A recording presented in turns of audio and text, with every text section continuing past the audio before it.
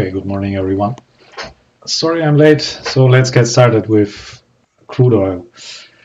Crude oil.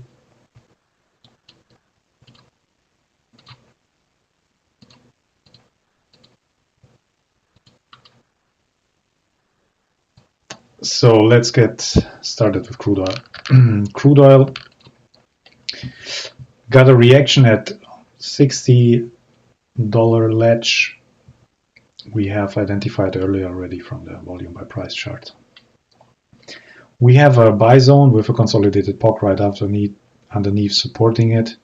So this is more or less the last stand for the longs, because we have been testing this area already for a couple of sessions.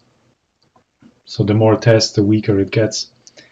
And I would look for a fail of this supporting area to trade through the low volume area at 59.61 to 59.74, on a pullback to the volume by price ledge at 59.59 to short down to the next low volume area at around $59. Further below, we have also a gap from a previous week's RTH session. So a good potential, if we get a short underneath $60, to trade a short continuation on a pullback. So now looking at the sell-off overnight, I got some sell zones from 60.42 to 60.52, overlapping with a footprint imbalance right at the previous day's low. So this is a good area for a short.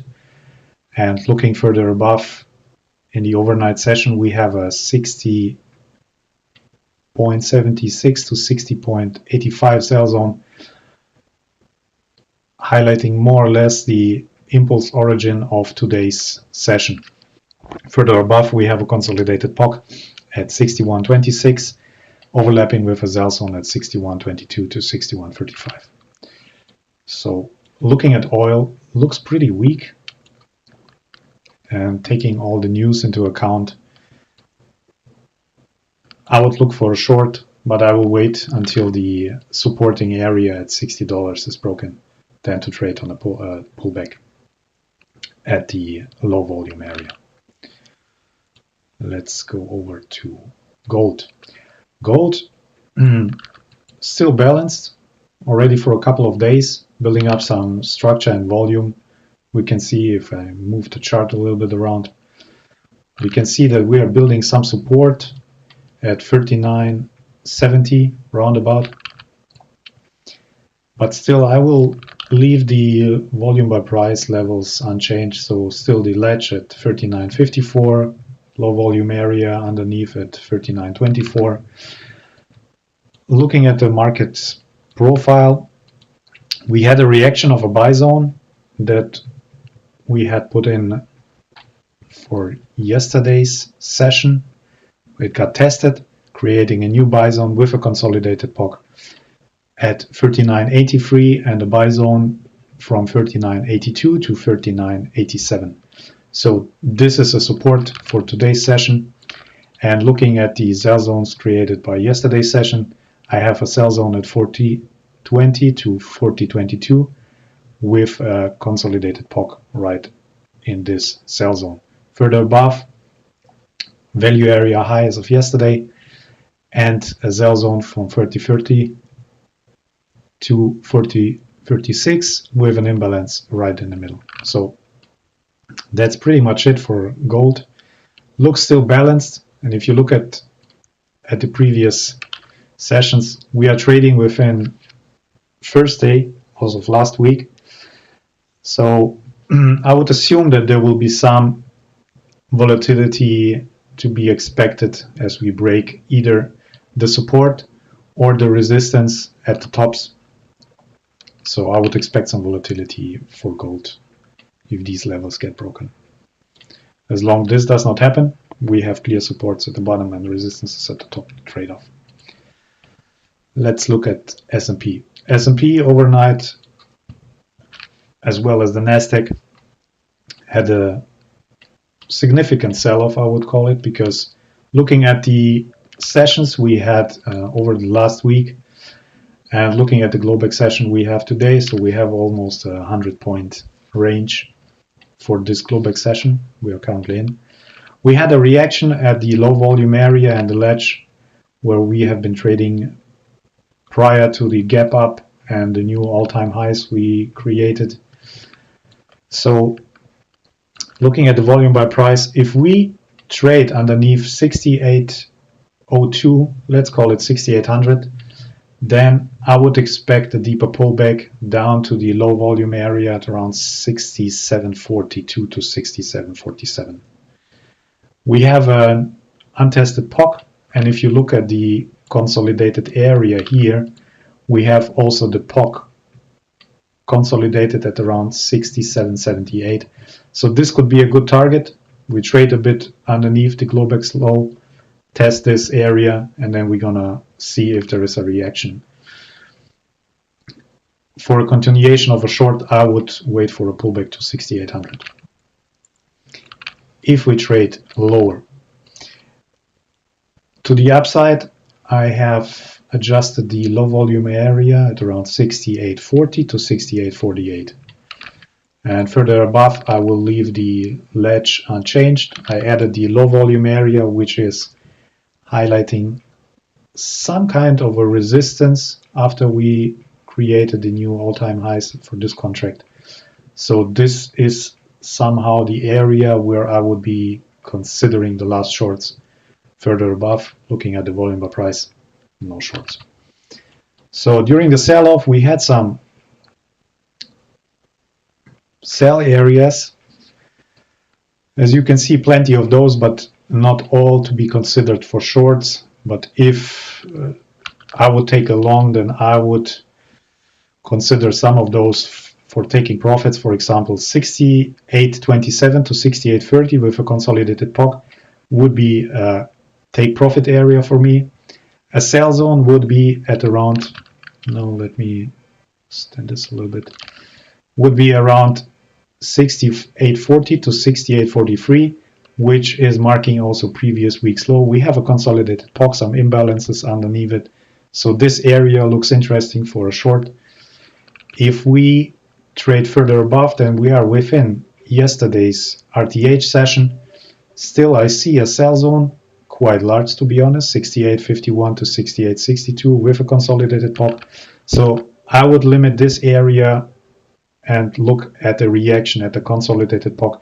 If we break this area, then we are clearly within yesterday's RTH session. Then I would look to trade through the whole area. Pay attention to 68.71, which is also the supporting ledge from the volume by price, and 68.76 with a consolidated POC in here. So some reaction to be expected here. If we break this, then clearly they're gonna take out the Globex high, Globex open, which is right next to yesterday's RTH point of control. And if we trade above this area, then we're gonna see a potential to take out the swing highs at around 68.93. I have a sell zone at the high of yesterday's RTH session, but there needs a lot of market movement to happen that we reach this point. But keep in mind, so you are aware, at yesterday's RTH high, we have a sell zone that I have marked on my chart. So looking at the Nasdaq. Nasdaq got clearly the same sell-off, but the volume structure looks obviously a bit different as of the S&P. So the Nasdaq tested the low volume area we have between 25,567 to 25,664. This is what I have adjusted it, and we are way below the supporting ledge 25,960. So looking at this area, a potential to close the gap that we have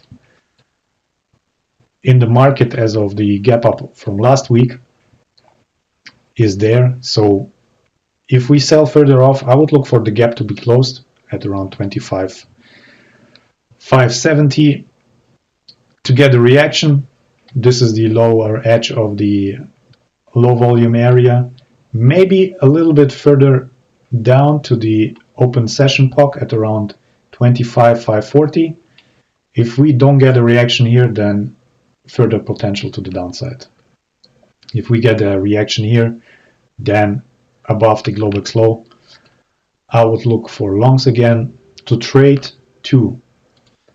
On the way up, I have some sell zones with imbalances. So the first sell zone I would consider for a short in the Nasdaq would be at around 25,860 to 25,888 with a consolidated POC, some imbalances, and lows of previous sessions.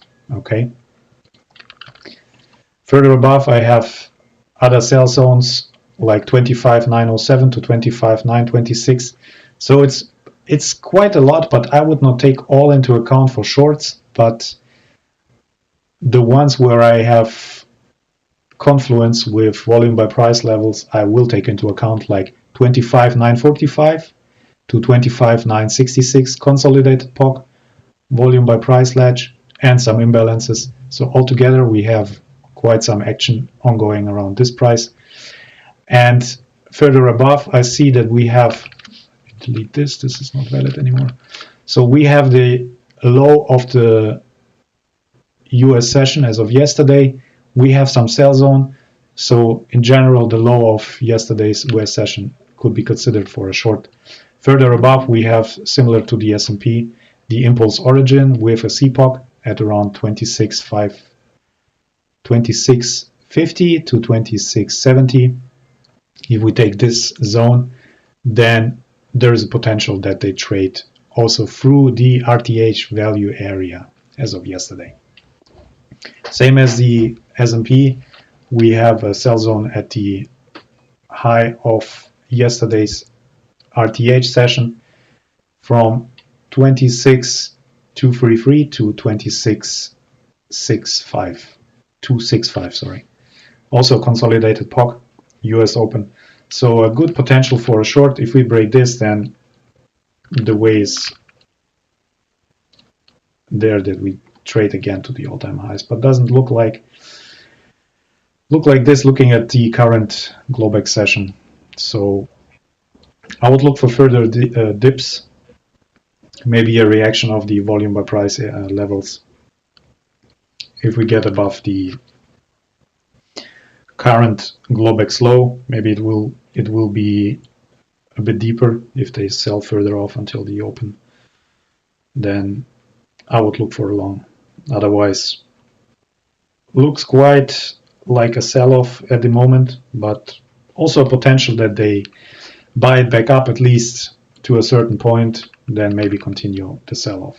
As long as the news are not in our favor and there is uncertainty, looks like we have some shorts we can trade off. So good luck today.